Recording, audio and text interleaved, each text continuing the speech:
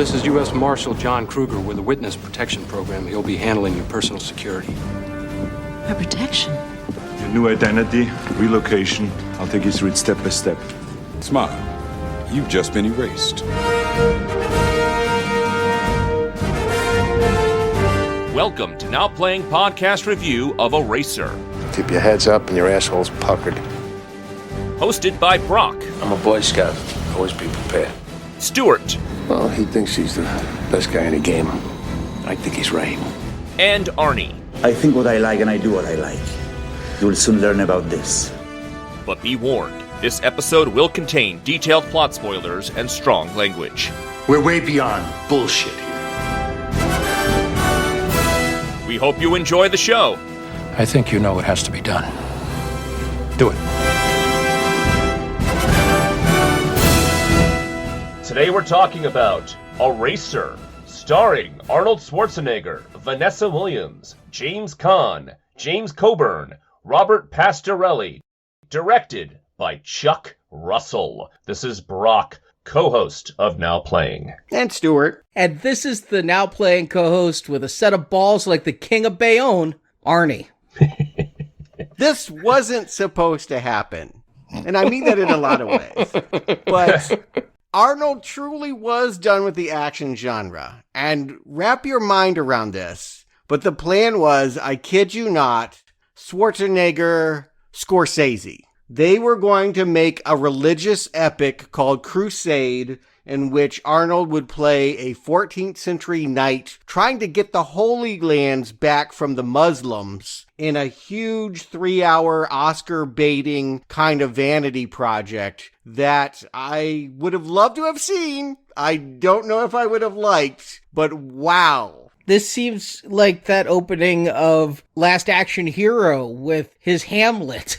Yeah, except they didn't get the joke. I've heard about this Crusade movie. It's one of those movies that's in development hell. For every few years it would come back around. And then I heard that they were going to try to take the plot of Crusade and put it into his King Conan sequel that never happened either. This is the same script we're talking about, right? You know what I'm talking about? Yeah. It was John Milius who has his name on good and bad projects. Apocalypse Now is probably his most famous work. But I think for lots of reasons, this never happened. Part of it is that Carrico Pictures, the big action producers of 90s movies, they went bankrupt. They just couldn't afford to pay for something like that. The politics, I think you really run the risk of making Christians and Muslims look bad when you do something like that. And let's face it, Arnold, 1996, is not the draw he was even 5 years before. He had Junior, he was not bulletproof. And so would you want to pay him $25 million for a Scorsese drama? I can see why it never materialized. I think this movie was an attempt to try and be the seed money for something ambitious. Arnold knew he needed to change his image, but he's like, okay, I'll go back and do one of those shoot 'em ups just to prove I still got it, and then I can make something that I really want to do. Yeah, but still, why Eraser? Why with Dream Warriors director Chuck Russell? There's so much about this movie that just makes me question its entire existence, but anybody could have starred in Eraser. This feels like I wouldn't blink once if it was Steven Seagal in Eraser, but because it is Arnold, I cost $20 million Schwarzenegger, it makes me wonder, of all the pictures, why Eraser? Again, when he met with Chuck Russell, who was riding high on The Mask, the Jim Carrey movie, what they were talking about were pirate films. He wanted to remake Captain Blood, an Errol Flynn project, and, this is a decade before Johnny Depp and Pirates of the Caribbean. Nobody wanted to fund that. So again, I think the mentality was, if we make something generic, if we make something in your wheelhouse and prove what a box office star you are, they'll let us do Captain Blood next time. What I also read was they were rewriting this movie up until cameras roll and then after cameras roll. They kept on writing this movie as they went. Yeah, you don't need to know that to know this is like 5 different movies at once. And everyone had their own idea about what it should look and feel like. Sometimes it's Commando, sometimes it's The Bodyguard, sometimes it's In the Line of Fire, sometimes it's The Fugitive. It really had ambitions to do all of it. And did it do any of it well? This is my first time seeing this. I assumed it was a modest hit in 1996. I thought that this one was considered a pretty good one for Arnold. But I guess I was wrong? Well, I saw it in the theater, but not by choice. We had a group of people going to see Independence Day, and somebody had told us that they had bought the tickets, and we went up to this ticket person, and the person said, oh, that showing is sold out. There's no more seats in there. And like, but we have tickets in our hand. And the guy was like, I can't let you in. There's no more seats in there. I'm sorry, but you can go downstairs and exchange it. So like, there's 5 or 6 of us go down there. And only thing that's showing the next 20 minutes was Eraser. So we went in, the 6 of us, to see Eraser. None of us wanted to see it. And that is how I saw it theatrically. And that was the last time I watched Eraser until this podcast. Mm-hmm. I also saw it in theaters. I remember some buzz around this, but mostly I saw it, A, because it was Arnold, and I was seeing most Arnold films in theaters. And, I mean, I did not go for Junior, but... No one did. I was going for his action films, and I think it was just sheer boredom. I'd read a lot about this movie. There was a lot of talk about some cutting-edge CGI with some alligators or some crocodiles or something. Mm-hmm. I knew about your luggage. That's the only thing I knew about this movie.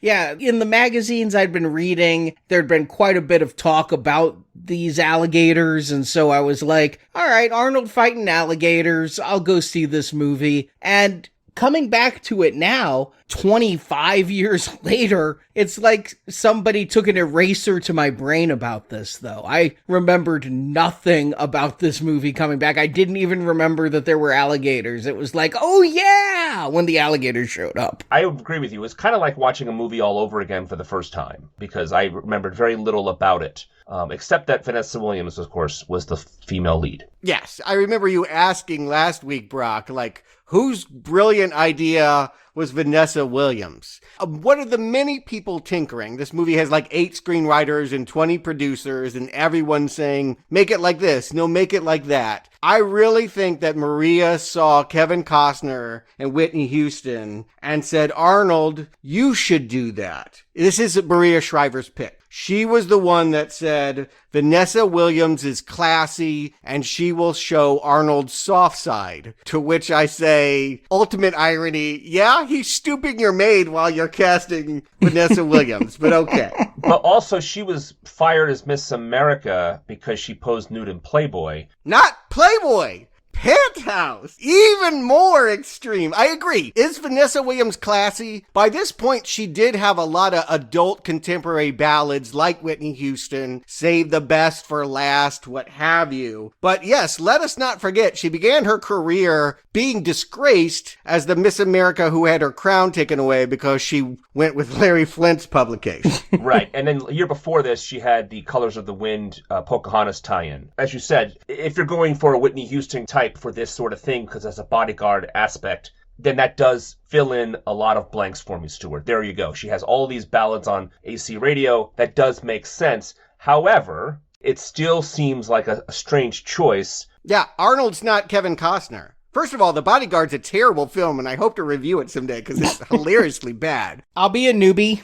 But even if you liked it and thought they had chemistry, not easily replicated with these two. Yeah. But again, I thought this was a hit. It's kind of one of those hits that really isn't a hit. It made $100 million at the box office. It had a lot of competition. It's the same summer, as you pointed out, Brock, Independence Day, Mission Impossible, the first one had just opened, and Twister had just opened, and The Rock had just opened. Time to Kill would come out. There were all these kind of big thriller action movies, and it just couldn't compete. But making $100 million when you cost $100 million is not good. Like, this thing broke even in the US, and then it was the international box office where it gained profit. They still loved him overseas. It made 2.5 times what it made in America abroad. That is going to be the story for him for really the rest of his career. Not so great in America, but did okay thanks to China.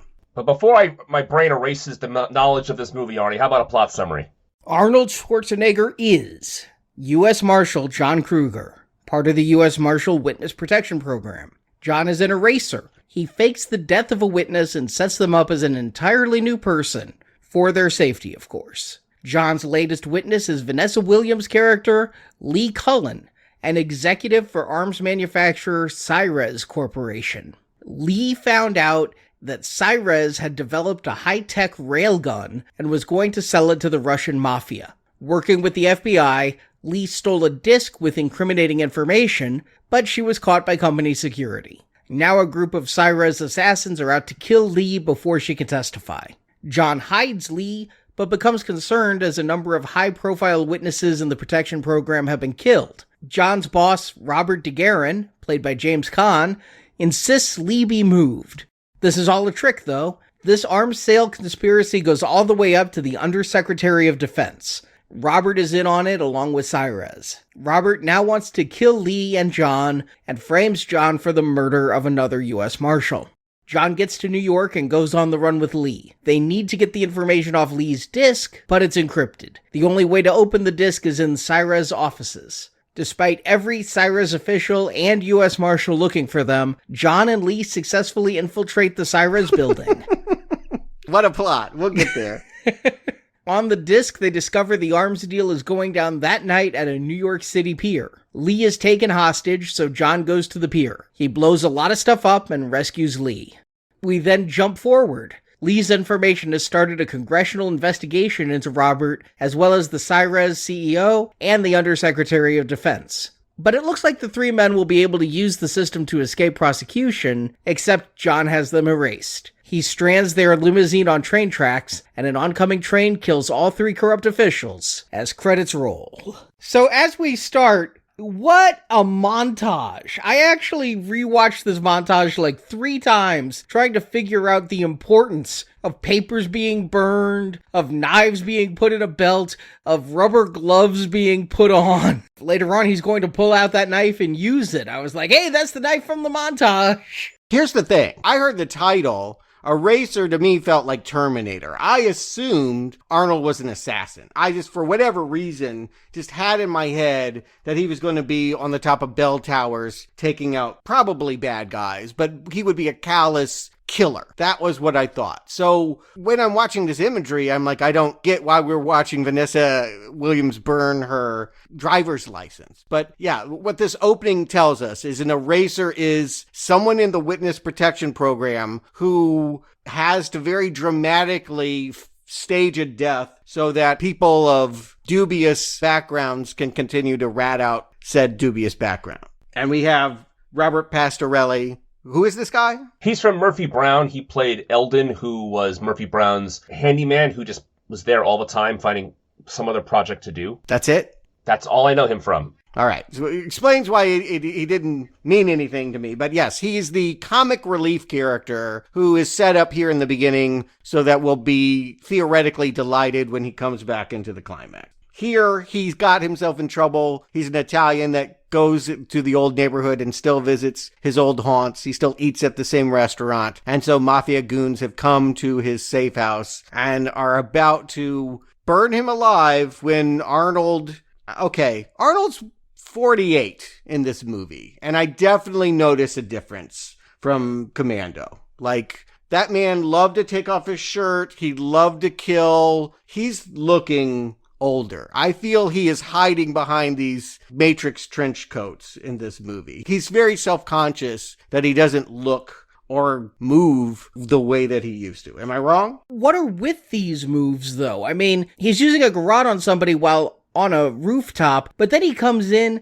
and they have him doing karate moves. Right. He does a high kick. This is what I mean. And then he sweeps the leg. I'm like, Does anybody think this man with these muscles can move that way? I got Batman. Because the garrote pulling him up out of nowhere, I said, Batman. He comes in and starts shitting Batman. And then my note on that, Stuart, was very similar. And he looks very slight. He looks thinner. Yeah. Remember how The Rock was like, now he's gigantic, but before he did that, after Scorpion King, he slimmed down very much to be a very athletic type. It kind of looks like Arnold's slimmed down and he's definitely wearing all those vests all the time in this movie.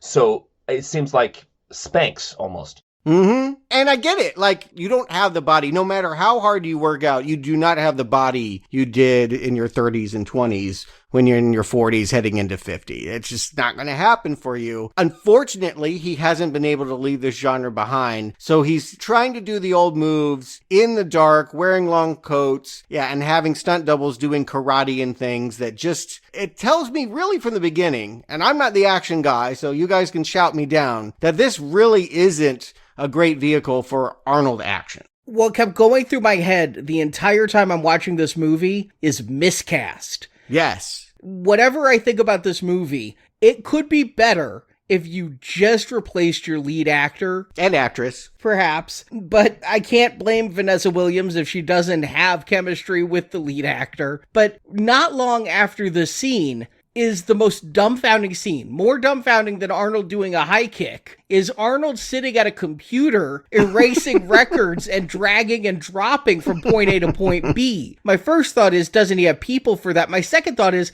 oh, this isn't supposed to be Arnold. We're supposed to have a Tom Cruise here or something. Somebody who could be tough and also be smart. Well, that's the thing. Be smart, because this guy's terrible at his job, and let me tell you why. The plan was he's going to burn the house down, and the whole thing blows up, and they run to the car. They're in a suburban neighborhood. You can't tell me that none of the neighbors across the street or next door didn't pop their heads out and saw 3 people escape the burning building and drive away, peeling out the car, I might add, as he drives away. And they're supposed to be dead. So how on earth are they going to think that they got away with this? And the reason he's the guy typing in the information, Arnie, because only he and James Coburn, his upper boss, have the information on the new identity of Robert Pastorelli. So I get it, but that's not the role you put Arnold in. You know, I was surprised when Arnold started doing Instagram videos that he was able to work a cell phone. It's just not what I imagine Arnold to be doing. And yeah, this isn't a role for the muscle-bound Hulk. This is a role for a spy. Yeah, but he was the Terminator, and as a cyborg, he could do those kinds of things just instinctively because he had cybernetics built into his head. He could probably go up online and do some of these things. I think they're trying to trade on that. Believe it or not, even though when you watch this movie, you won't feel it very much, I really think they were trying to pull a lot from Terminator, right down to the name, a racer. Like, they really want you to carry that goodwill into this character. The opening credits, for sure. I mean, while that montage is going on, there's a bum bum bum bum bum bum. It's not bada bum bum bum, but it is pretty damn wannabe of bum bum bum bum bum. Very ominous, yes, yep. And right after we get the intro scene with Arnold and we set up James Coburn and we see James Caan walk in, and I mean, if you don't know he's dirty from the minute James Caan walks in, you're not watching the right movie. Right. First of all, it's James Caan. He's almost always a bad guy. Mm-hmm. So Vanessa Williams does a computer disk covert into a secret vault database thing that's done the same summer 12 times better in Mission Impossible. 12? I mean, like, give me a break. Like, this was like the lamest stealing documents out of a secure computer scene in the world. It looked like a car wash. There's like all these robotic arms or whatever, but it just is crazy. I gotta defend the robotic arms because I sold one of those in miniature. That was actually very cool to see this hard drive bank work like that. I was actually pretty geeking out and remembering my days as a consultant. Okay, but it felt like a giant jukebox, and I just that all of this effort was made to burn a mini disc is just pretty hilarious. It is. It's too bad that they came out the same summer too, because how can you not draw comparisons? Now we know how famous that scene from Mission Impossible was, and the spy elements of this movie are completely overshadowed by other movies like Mission Impossible that Tom Cruise, who could have starred in this movie, was already concurrently making. So it really just is hard not to think Mission Impossible and the missed opportunities. I know he wasn't a big star at this point, but James Cromwell is here early on in the spy shenanigans. At this point, he was best known as like the keeper of Babe the pig. But he's here enough for me to ask the question, why does he kill himself? What was this about? Okay, well, she was wearing a wire. She's got a camera as well as this disc with information. Right. And he says all that incriminating stuff about how we have to make money. He completely outs himself to the FBI. Wait. Oh, so because he calls her to the office and then realizes that's on tape, that's why he killed himself? Yes. Oh, okay. So it was really an impulsive last-minute thing. Okay. Well, I mean, also it's lazy writing. Yeah. I feel like he might have had a lot of other scenes and been a part of another plot, and then during all of this furious rewriting, he just goes away. Because what we're going to find out, and one thing I know that did come in late on this, was the pressure to produce sci-fi. At some point, this was just going to be a straight espionage thriller, 3 Days of a Condor kind of thing. And then someone said, no, Arnold movies that really make money have science fiction elements, and we need a really cool gun. The gun was added, I think they had already shot half the movie by the time they realized they needed the super gun. And you could feel how that had nothing to do with this company. That explains why half this movie doesn't have those guns. Yes. And why they thought that gun would somehow be the sci-fi thing that they needed. It's not exactly a trip to Mars. I'll just put it that way. This gun looks real stupid, and I doubt they ever even sold a toy of it. I love this gun. I love the railgun. I'd been playing a lot of first-person shooters where you get a railgun. I was so jazzed in theaters for the railgun. I think the railgun's silly. It's a laser gun. It's basically a laser gun in the middle of a spy movie. They talk about it. It's technically shooting a high-velocity aluminum round. Yeah. Yeah, okay. It looks like a laser gun. They added a special effect so we could see where it's going, but it is shooting a projectile. It is not shooting laser beams. I understand, but it still seems like a laser gun. And a cheesy one at that. Like one that you would see on a syndicated, like Babylon 5. Well, also, it's almost like the bullet trajectory of the Matrix. Maybe they were on the cutting edge of that. Matrix wouldn't come for a little while, but I don't think it looks cool like bullet time. I think it looks really stupid. And I'm just going to go ahead and say I was shocked. I know Arnold got paid $25 million of this $100 million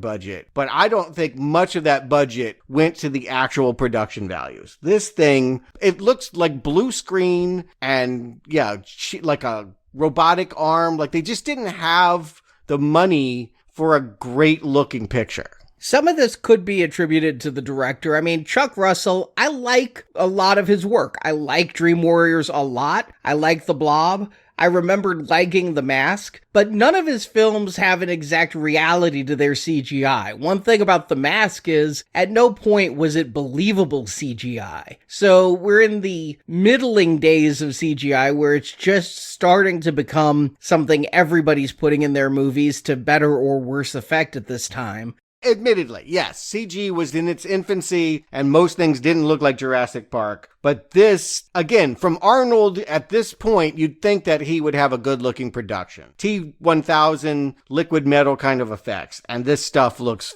phony. I can't disagree with you. And throughout the rest of the movie, the effects continue to look bad. But on the other hand, I mean, at this point, Stuart, the effects aren't really bothering me. The laser gun is the third genre in a half an hour. So I'm really confused on what kind of movie I'm watching. When they introduce laser guns, I start to get confused. Agreed. What felt so important to one producer that they have a sci-fi element really sticks out like a sore thumb here. As does Arnold showing up in a Let's Party balloon van and coming to the aid of Vanessa Williams as they use these guns to attack her home and her ex-boyfriend. This stuff, I'll tell you what, I got excited. I was not excited to watch an Arnold action movie. And the beginning of this movie, I was like, meh, this looks bad. I'm really surprised this is not up to his standard. And when I realized that she got like all dewy-eyed and would like fall in his arms, and I'm like, oh my God, are they really going to kiss and have a romance? I got super excited. They don't.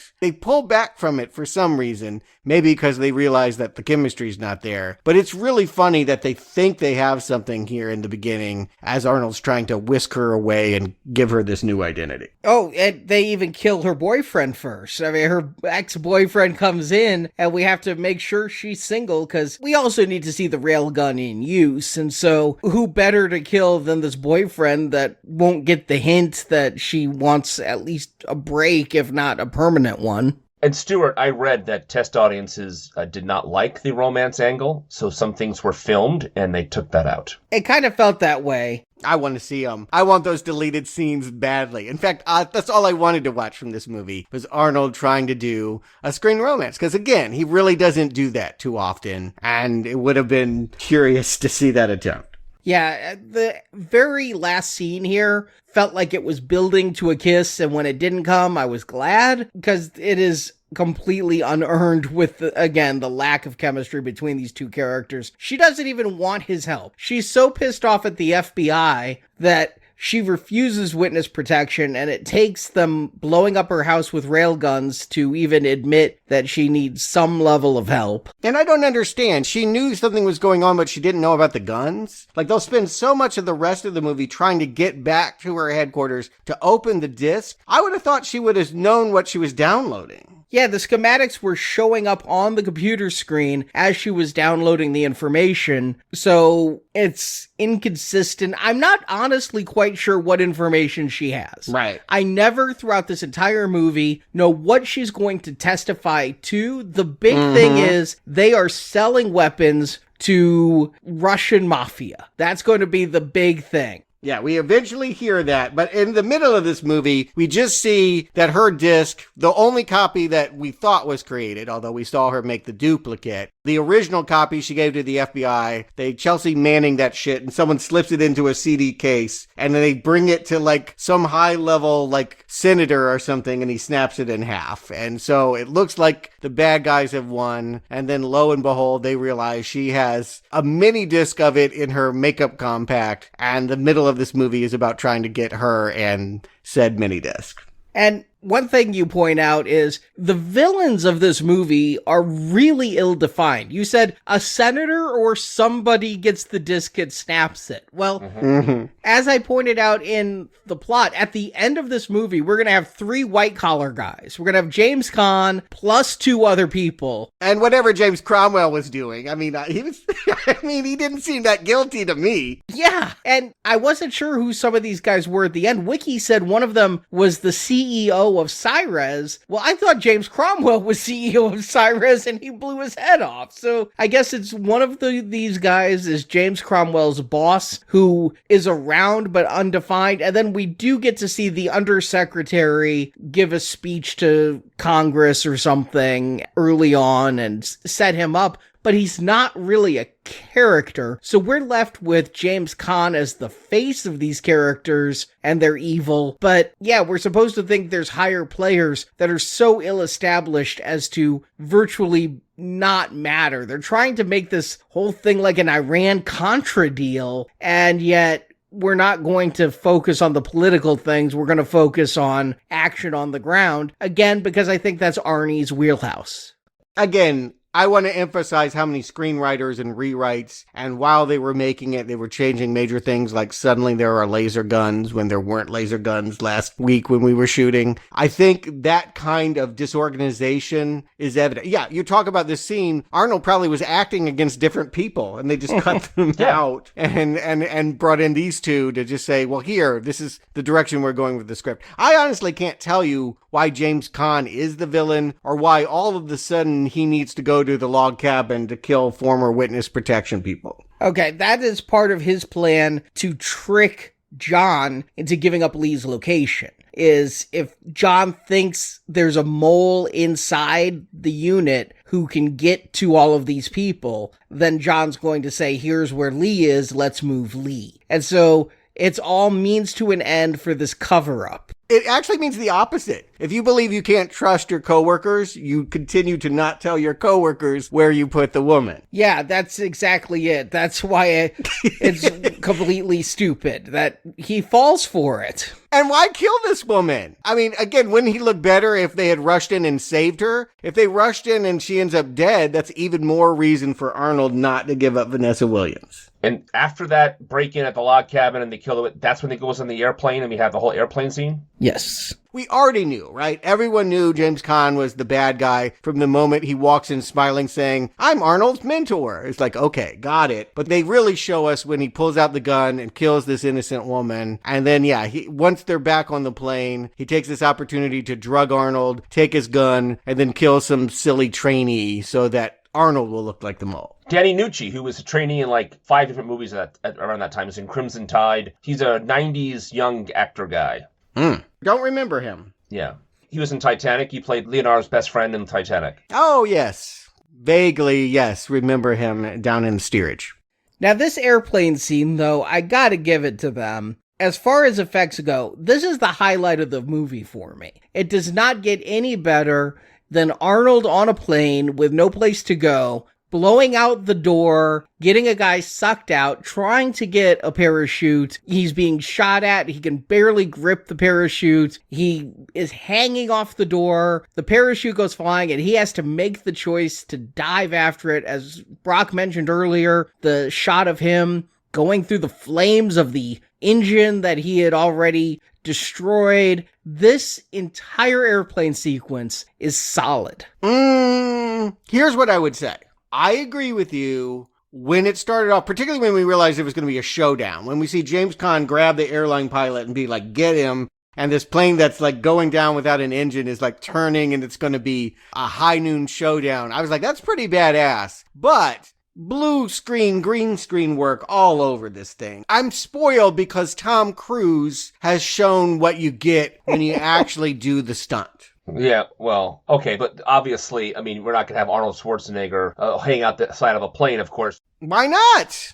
Well, Tom Cruise is the only one that does that. Yeah, that's the thing is, I had the exact same note. I wrote to myself, this looks bad, and Tom would really be on an airplane that would really have a burning engine, you know? Yes. I mean, just because he's the only one who will doesn't mean that you should give a pass to the people who don't. And I do think, from what I read, Arnold did do a hell of a drop in this. He had to do it like 6 times and do a somersault while putting or pretending to put on a parachute during a drop and things like that. There really were some stunts going on that Arnold himself did. But yes, the blue screen is incredibly obvious. That doesn't mean that the suspense of it didn't work for me. Yeah. It's still cool. I'll give you this. This is a cool moment. I can't recall seeing a man in a parachute that's semi not working having to shoot out with a plane that's coming straight at him. That's a fun idea that's marred a bit by mid-90s CGI and doesn't really work overall because I don't care about the character of this movie. Also doesn't really work at all because he's a US Marshal. He's not James Bond. He's not a super spy. He's not a Terminator. He is a US Marshal who somehow knows how to be a super soldier. It doesn't make sense for this character to know how to do all of these physical things. I had a huge laugh, though, in the middle of the scene when the parachute was labeled emergency parachute. I thought the emergency was implied, but apparently you have to spell it out that it's an emergency parachute. There's never a casual parachute, is there? Yes. I just wore it for the fashion. And you mentioned US Marshals. I do think the only reason they made him that, because I thought he was in the witness protection program and a Fed, and it could be so many things. But another thing that they're cribbing is The Fugitive. And they have this whole thing where James Coburn is kind of like Tommy Lee Jones, and he's supposed to be getting Arnold. He's chasing the wrong man, and he should be looking at James Caan when he's looking at Arnold, and which one's he going to believe. That all feels very half-baked into this as well. But you can see those allusions once Arnold lands on the ground and there's this chase at the zoo. Maybe somewhat, but the U.S. Marshals also handle witness protection. So, I mean, there is that. It's not entirely... It's... Really? Okay. But yeah, we're going action to action here. The zoo sequence, I think this starts off pretty good with Vanessa Williams alone in the zoo, waiting by the payphone. The zoo's gonna close. You know, I'm coming off the high of the airplane thing, so I think this is probably going to work. I'm just waiting for Arnold to show up in the nick of time to stop all of these goons with guns outside. And Arnold, of course, he has to ram into the zoo. He stole a tow truck. He bribed a couple of kids so that they wouldn't say anything about him stealing their dad's tow truck. He rams into the gate, and all of James Caan's men are just shooting this car. It's riddled with bullets. The tow truck gets in there. They go to look at John's body in the tow truck. John's not in the tow truck. This is a total fucking cheat. When did John get out of the tow truck? We literally saw him duck down behind the fucking wheel. That's why he's the eraser, right? He's a phantom. Yeah, okay. This scene doesn't work for me at all. A couple of things. Bravo for them actually shooting in New York, right? Because the Chinatown, it looks like New York, but apparently this zoo is not in New York. There's no such thing as a city zoo in New York. There's a Central Park Zoo. I was thinking, I was like, I've never seen one in Manhattan. Nope. There's a Central Park Zoo in Central Park. It's where Madagascar is set, right? And then there is the Bronx Zoo, which is the zoo of New York. Right, that's the one I think of, yes. Right. But the problem here is this. They did shoot on location in an abandoned zoo in Los Angeles, and they brought all the animals in so it'll look like a zoo. However, it still looks like a set. My biggest problem with this entire, especially the big finale of it with the alligators we talked about previously, is it looks like a set. It doesn't look like a zoo. And I get it. We're making a movie. There are sets in movies. But when a movie set looks like a set, it kind of reminds me of Crystal Skull. One of the big reasons I didn't like Crystal Skull was how obvious a lot of those sets looked. And for the pedigree of a Steven Spielberg, that's unacceptable. For Chuck Russell, okay, maybe I can give him that. But it still looked, so it took me out of it completely. Then you have laser guns, and then you have Jumanji alligators that don't look anything like alligators. This whole scene does not work for me at all. Not to mention, of course, one more thing. In Mission Impossible, the same summer, he shoots out glass with fish in it, and it's a big dramatic moment that was in all the trailers. And here he shoots out glass in the same kind of fashion. By mistake, compared yourself to Mission Impossible, which is a much better spy movie. Yeah, I mean, yes, it came out the same summer. There's a lot of coincidence there. Mm-hmm. But when I saw Arnold shoot out the glass, I'm like, oh, I feel bad for the fish. You know, he's going to be killed. I completely forgot that there were going to be alligators coming out of here. The world's most rabid alligators that are just going to kill absolutely everybody that they come near. I have seen alligators in person and lived to tell the tale. So they're not as vicious as shown in this movie, nor are they as fake looking as shown in this movie. I couldn't believe it. I remembered there was something said about them. I can't imagine what was said is those alligators looked great. It must have been those alligators looked terrible. I remember reading a think piece. I didn't see this movie, didn't care to see this movie, didn't care about Arnold, but I remember reading a think piece about, like, is Arnold over because he said your luggage? And, like, his one-liners weren't working the way that they used to. You know, silly as though that may be, I do think it's a terrible groaner. And it makes you realize that Arnold hasn't been making us laugh the way that he did in, say, Commando, where he could just make those zingers. And maybe you're rolling your eyes, but you do have to concede they're funnier than your luggage. Speaking of funny, the fact that the plot is now going to hinge entirely on Robert Pastorelli's character from that first scene. That at this stage, the two of them are on their own, Lee and John, or Arnold and Vanessa, and so they have to go to a gay bar that Robert Pastorelli's character, his witness protection is being a bartender at the gay bar, because that's funny, and they're playing It's Raining Men, because that's the only song gay men listen to, by the way. And that he is now an important part of this trio. And did you guys catch the very obvious film flub here? I never catch these, but Johnny's behind the bar and talking to John and saying, I'll be there with you in a minute. And he takes off the vest. We cut to John saying something. Cut back to Johnny. The vest is back on. Cut back to John. Cut back to Johnny. The vest is off again. It was like, oh, okay, I never get to catch those things, like the water levels not being consistent. But that was a quite obvious flub that I smiled about. I mean, they realize they need to break into her high-tech security complex, and the best one to do that is the Goomba that ruined the last assignment because he had to eat the pizza. And so now he's going to bring the pizza to the high-tech security thing and then fake a seizure in the, like, worst Halloween, like, costume ever of paramedics are going to slip it. Like, nobody looking at the cameras can tell that that's not Arnold and Vanessa coming in the ambulance and then not leaving with him. Like, then just, like, going into a room and hacking the place. You know, the first time I saw people dressing up as pizza delivery people that I can remember to break into a high-security facility? Mission Impossible? It was in The Great Muppet Caper. Oh, okay. When Fozzie Bear and Kermit the Frog go to the Mallory Gallery to try to break in with the pizza. And I'm like, this is the writers that came up with the pizza delivery gag? And security guards in 1996 are going to go along with the pizza security gag? Like, in The Incredible Hulk, the Edward Norton one, he gives a pizza to Martin Starr so he can use the computer. Like, it's clearly a bribe versus a, we're going to trick you kind of thing. This is insulting to the audience. This is stupid shtick. Not to mention, of course, he goes out of his way to get this guy a new life. Now he brings a civilian into harm's way and blows his cover all at the same time. This guy is really bad at his job. It's an extra because they're in a movie called Eraser, and everyone's making the joke at this point, like, we can't do this. Like, if this were Arnold in his commando prime, like, we'd love if he popped out of the pizza box covered in mozzarella saying special delivery and shooting everyone in the lobby. But they're trying to be smarter than that. They're trying to say he's graduated to these sophisticated cyber thrillers. And then, again, this lame, we're disguised as the paramedics, Three Stooges gag gets them all the way to the 25th floor, and it takes security and James Caan and everyone else like 20 minutes to figure out that they went to the office that no one repaired the window since James Cromwell shot it out. Yeah.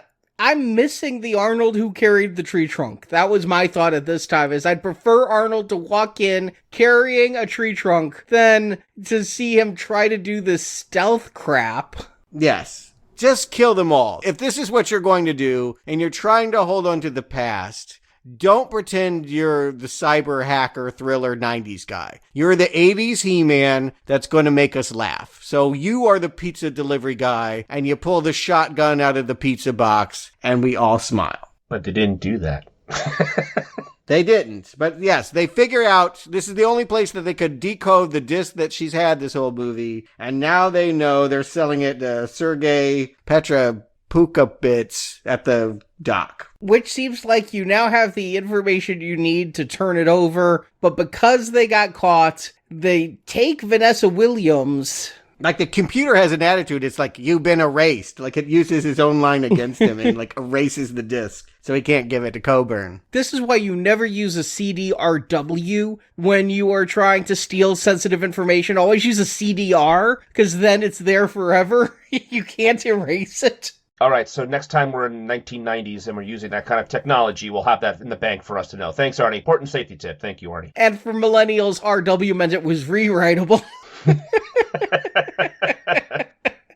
I got to say that very little about this climax evokes witness protection. In fact, I would say it's witness endangerment. I don't understand any of this and why he is in witness protection because, again, he's really bad at protecting this person. Yeah, he goes chasing James Caan, who's escaping in a helicopter off the roof of Cyrex. And so, again, in the most dumbfounding twist, he's going to get Robert Pastorelli to take him to see his cousin Tommy Two Toes, not to be confused with Tommy Two Tone.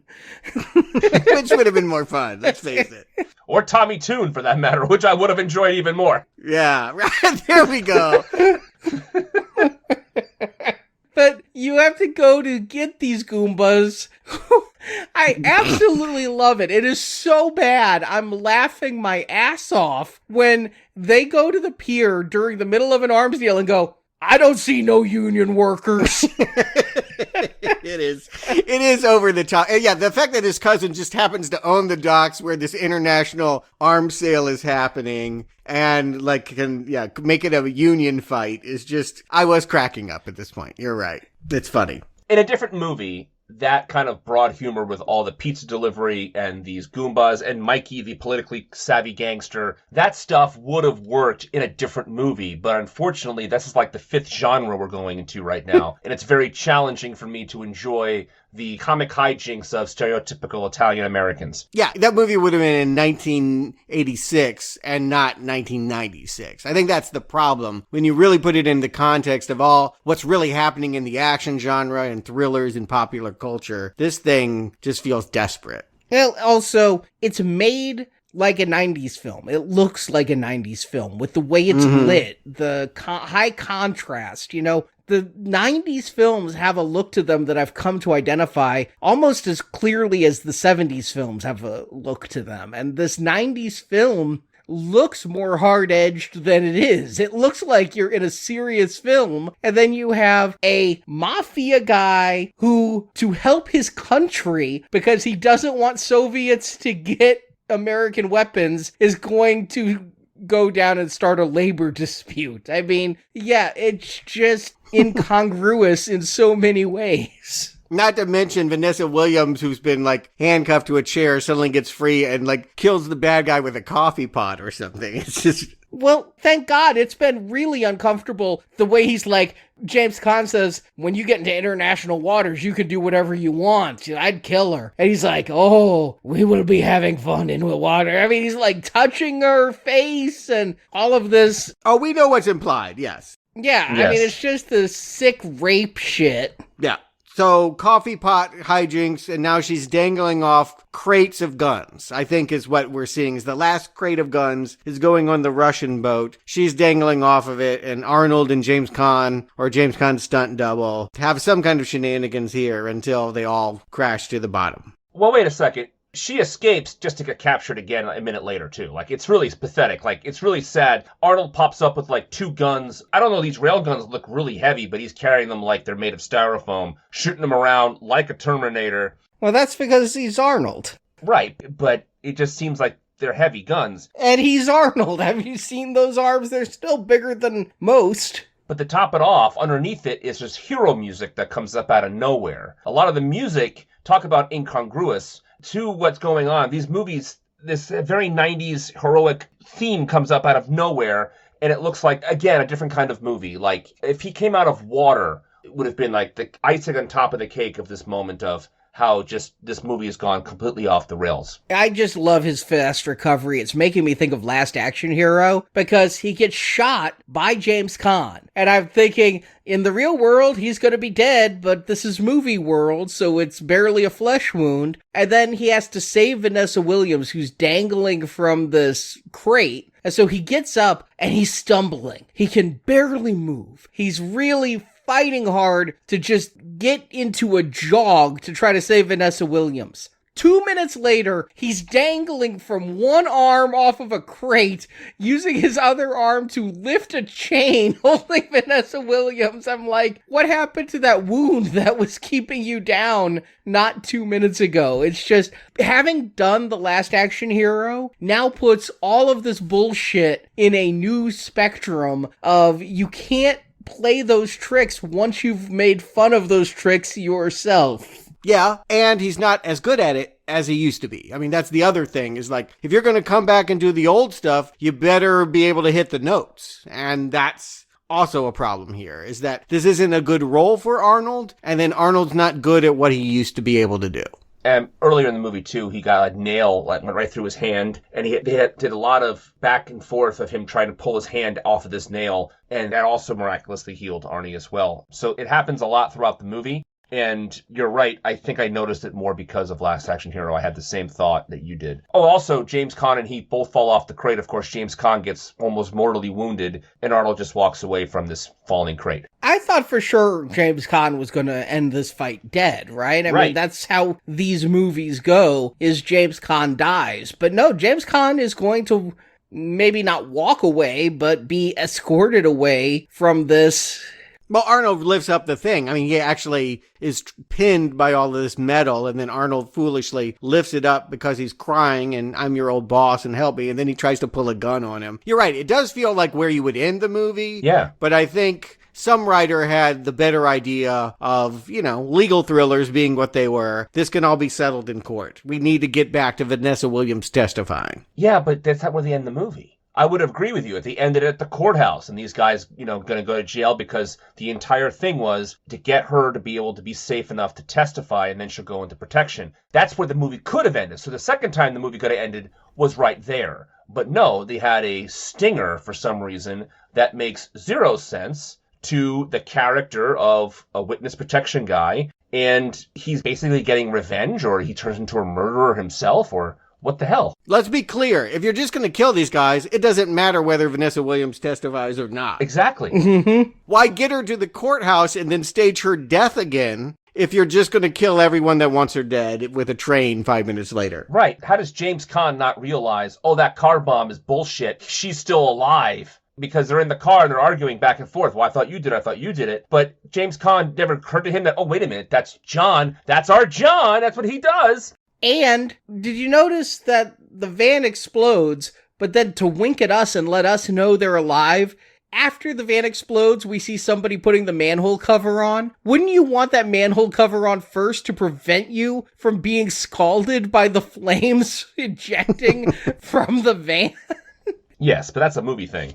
I know, it's a stupid movie thing, and again, after Last Action Hero, Arnold chose to make that movie that would poke fun at every movie trope, which means he doesn't get to use these movie tropes anymore. Right. He's got to be smarter these days. He's got to level up and be a 90s action star, and that appears to be a problem. And speaking of problems, I had a little bit of a problem because as the end credits roll, we will get to a Vanessa Williams song. I don't know if you guys sat through the whole end credits. Oh, I did not. She did a love theme? Yes, absolutely she did. It was Where Do We Go From Here? It was a slow ballad. It did not fit this movie at all. That's great. But then before that is a more rocking song that kind of fits this movie. It sounds like a Sammy Hagar ripoff. This song, I can find nothing out about it. It's not in the credits. It's playing over the credits, but when the credits get to all the music in the movie, it's not listed. It's not on IMDb. Shazam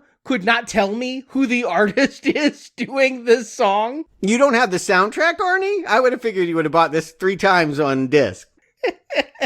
But there's a mystery song before Vanessa Williams starts crooning.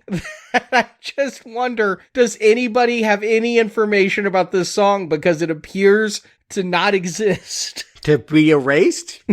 So, Stuart, Arnie, do you recommend Eraser, Stuart? You know, I did not respect Commando, but I could understand why somebody would like it. The wisecracks, the down and dirty bullets and blood aesthetic of it all, the simple vengeance plot. It's dumb, but it serves an audience who, you know, if you're the type of person that enjoys that, it delivers. I cannot imagine what Eraser delivers that would please anybody. Any fan, whatever you're looking for, particularly action fans. And we're here to review Arnold's action career. And this one looks real flimsy, like maybe him at his worst. It's just, he looks old, he looks tired, the phony laser guns, all the blue screen work. Even when there's cool things like the airplane showdown, it's not convincing. Like you're not really getting the adrenaline drive of any of this. He doesn't have any good wisecracks or lines. I mean, God help you if you're here for the love story. Zero chemistry with Vanessa Williams, zero chemistry with James Caan. Like, I feel like I could never imagine a world where those two had worked together as US Marshals. Frankly, this is just the kind of movie that needed to be made in a different era. By trying to do it as a 90s movie in the shadow of Tarantino and John Grisham and Die Hard and all of that, it makes Schwarzenegger really look old. And I'll turn his line back on him. You're not luggage, Arnold. You're just baggage. You're baggage from another era, and you should be sent back to it. Strong not recommend. Arnie. They tried to sell illegal weapons to Russian mobs. Big mistake. Jack Slater 11. I mean, that's what I feel like I'm watching here. We are watching a movie that Arnold made fun of in Last Action Hero. It's just, this movie is ridiculously dumb, and the action is not good. But I think part of the problem is that this got turned into an Arnold movie. I swear to God, this movie could be good. If you had put somebody else in this lead role, maybe Mel Gibson, he was starting to get a little long in the tooth around this point, maybe Denzel, maybe Tom Cruise if he wasn't doing Mission Impossible this summer. If you put somebody in there who could do action, but not have to blow everything up, because that's what Arnold does. You think of Arnold, you think of him coming in with big guns and blowing shit up and having massive shootouts at the end. And if that's your expectation, that is not going to suit a film that's supposed to be about stealth and erasing and witness protection and defense, where you're on the run. Arnold on defense rarely works out. I mean, admittedly, it did work out very well in T2 where they were on the run, but rarely does it work out. Here, they made too many concessions in trying to make an Arnold film of old, while at the same time, this wasn't the script for it. I can't give it a strong not recommend because it's mostly banal and just trite shit. But, I mean, it's a definite not recommend, but I'm not going to set the thing on fire. I also am not surprisingly not going to recommend this movie. And we keep talking about how he was miscast in this movie. I kept on going back to Speed with Keanu Reeves and Sandra Bullock that came out 2 years before that. How that was an unassuming action movie with two people in the lead roles that you wouldn't necessarily think of as action stars doing an action type of movie. Much different script and premise that was far-fetched, but yet was so much fun to watch, and how those two actors made it look real.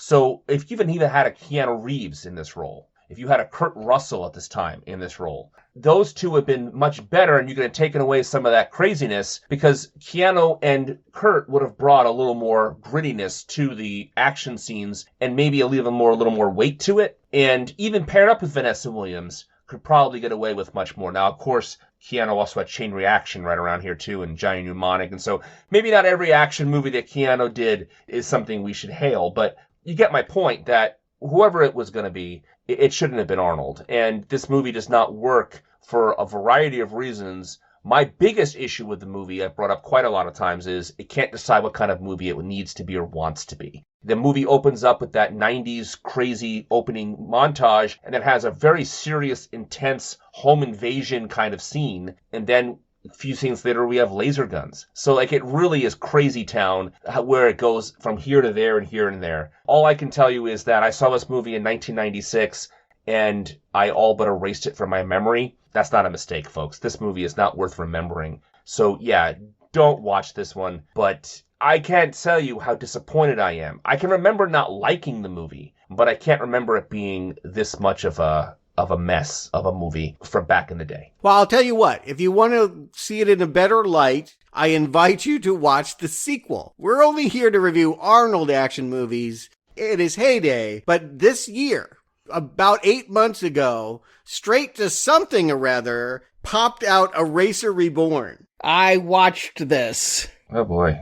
Who's in it? And if you think this was not the vehicle for Arnold, or that anybody could do this, I don't know who the skinny white guy is at the head of this, but yeah, he's got even less vocal inflection than Arnold. Did you watch it? Oh yes, I took that bullet. I wish I'd known that, because I also took that bullet. I found out about this at the 11th hour, and I'm like, okay, how bad can it be? The answer is very, very bad. I mean, I said the first movie is just your standard Drek, but this one is special Drek. This is direct to video. We have no money. We have no skills. We have no stars Drek. I mean, this is just the kind of action film that they pump out. I'm surprised it didn't have Bruce Willis in it for like 5 minutes, because it seems like one of those geezer teasers, except it lacked the ability to bring in that star who you'd normally put on the poster. But this isn't an annoying trend, I've noticed. These kind of half hits from 30 years ago are coming back with sequels all of a sudden with nobody from the original. I mean, we reviewed Deep Blue Sea 2. They got, I don't know how many Jarheads. Backdraft 2 just happened a few years ago. Like, it's just like no one had any love for this Eraser. Maybe they're counting on that, and maybe you won't track how identical it is. It is actually the same movie without the budget. I mean, they hit all the same beats, from rescuing a guy at the beginning that comes back to help out at the end, and a hippo attack instead of an alligator attack. Yeah, and even that the woman is doing an undercover job and gets caught doing the undercover job and then doesn't want the witness protection. But Stuart, you mentioned Deep Blue Sea 2. Eraser Reborn is from the director of Deep Blue Sea 3. Oh, okay. So, there you are. I mean, he has a genre, and this is it. He also directed Quarantine 2 Terminal. So I understand from Wiki, Eraser 2 was supposed to be a sequel, then they decided to make it a reboot, hence Eraser Reborn. I think it's going to be Eraser Unseen, because if I didn't remember the Arnold Eraser, I am certainly not going to hold much in my memory about the one that starred Dominic Sherwood. Yeah, he's as cool as that name sounds. I agree with you. The thing you remember about Eraser is that it had Arnold and Vanessa Williams in it. I don't know who these people are. There's nothing to hold on to. I laugh because the MacGuffin of the movie, everyone's running around trying to get a cold wallet, and the connotations of that just make you think that they're like beggars hunting for pocket change. This thing is cheap. They're just trying to grab somebody's wallet to pay for this production. It is really low rent. And yeah, I imagine it should die, but it wouldn't also surprise me if they made 5 more of them, because that's how this goes, right? Like once they get on the sequel train, suddenly it's a giant franchise. We are not doing the Eraser franchise. Want to reiterate, this is a one-off covering Arnold's heyday as an action movie star in theaters. So this is the last Eraser movie I'm going to watch. I agree. I watched Reborn. It made me almost retroactively recommend the original Eraser after seeing it, because it did remind me. I mean, Eraser Reborn is right there on par with the Uwe Boll stuff we've reviewed, or some of that direct-to-video zombie shit in the video game retrospective. It's that level of awful. Don't watch it under any circumstances. Okay. But we aren't done with Arnold, even in the 20th century. Next week, we are going to be back covering him again. If Eraser didn't work as spy thriller, how does he work in horror? Fighting Satan in End of Days. I can't wait for this one. This is the jewel in the crown of this franchise for me. End of Days. I've saw it in theaters once, and I can't wait to revisit it. And meanwhile, this Friday, for our donors, we will be returning to another franchise that has gone pretty much direct to video. Jeepers Creepers. In addition to Eraser Reborn, this Friday we have Jeepers Creepers Reborn. You joke, but I paid $15 to see this in a movie theater. We'll talk about it. That is available for people who have picked the Jeepers level of donation in our fall-spring donation drive, or our patrons of $50 or more who get all of our bonus shows for the current donation drive for the duration of the drive. We need to thank those patrons, because, I mean, Jeepers Creepers Reborn is not a gift. So, thank you to, this is a patron on Patreon. A patron has no name. That's his name on Patreon? That is. He's obviously a Fight Club fan. Yes. As well as Anthony Opes, Andrew Woodhead, Tom Jancic, James Kinslow III, Kent Lyons. How about Amanda Waddle, Andrew Doran, Maurice Wendell, Tanny Pozarikidis, Benjamin Timmers, Valencia Burns. And we can't forget about Chicago 09.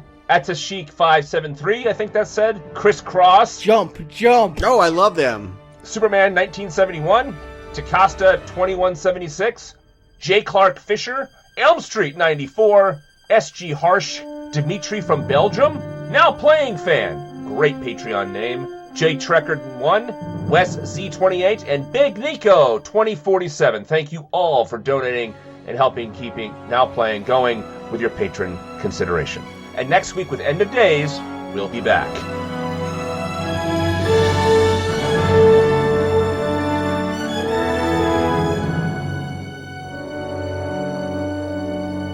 Say goodbye, John. Goodbye. Thank you for listening to this Now Playing Podcast movie review. We hope you've enjoyed the show. Streets are cleared. The police have returned to the safety of their donut shops. Come back to NowPlayingPodcast.com each week for another new movie review podcast. It's like a drug. If you get hooked, there's no turning back. Want more reviews like this one? In the archives section of NowPlayingPodcast.com, you'll find more than 1,000 in-depth movie reviews from our panel of hosts, including The Fast and the Furious, Mission Impossible, Star Trek, Terminator, Predator, and many more at NowPlayingPodcast.com. I am the eyes and ears of your world, gentlemen. Support from listeners like you keeps Now Playing Podcast on the air. You can donate directly at NowPlayingPodcast.com. You're raising the goddamn disc. And you can join our crowdfunding campaign for early access to new episodes, exclusive reviews, and bonus reviews. The next time you're dead, this only happens once. Now Playing Podcast is produced by Arnie Carvalho. I'm proud of what I've done. Associate produced by Jason Latham. I couldn't have done it without you watching over me. Now Playing is edited by Heath and Arnie. Get him ready. Clean this mess up. The opinions expressed in this podcast are those of the individual hosts and may not reflect the views of Venganza Media Incorporated. You trusted them. That's all. Now trust me. Venganza Media Incorporated is not affiliated with, and this podcast has not been prepared, approved, or licensed by any entity that created the film analyzed herein. All movie clips and music included in this podcast are the intellectual property of their respective copyright holders. They are included here for the purpose of review, and no infringement is intended. Your luggage. Now Playing Podcast is an exclusive trademark of and may not be used without the express written permission of Venganza Media Incorporated. Oh man, did that hurt?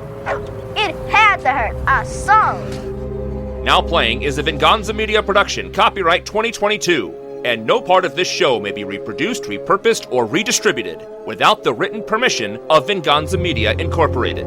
All rights reserved. I'll be right out.